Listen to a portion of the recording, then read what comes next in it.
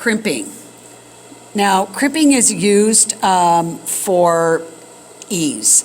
So when we crimp into the cap of the sleeve, we're putting in little tiny folds so it fits into the armhole of the sleeve, or where the sleeve gets sewed into.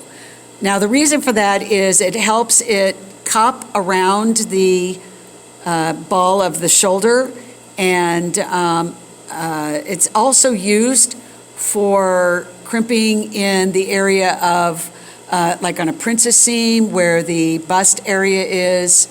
It's just a place or a technique of just adding a little more ease onto one pattern piece and not onto another. Okay, so when we start, we're going to start at the first notch here of the armhole, and then we're going to go to the first notch of the double notches of the armhole, or the cap of the sleeve. Okay, so we're starting at the seam is a 1/2 inch. So my eye is going to be right here watching this raw edge line up with the 1/2 inch mark. I'm going to put my fingers behind the presser foot. Don't worry, you will not sew your fingers if it's behind the presser foot. Now, the key to doing a good crimp is do not stretch the fabric as it's going through. Guide it. Because once you start stretching, for some reason it comes out the other end and it doesn't even look like it was crimped.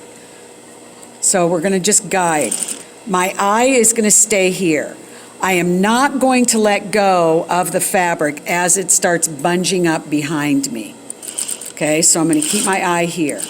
As I start going around the curve, I can stop and start, just to line up right on that 1/2 inch mark.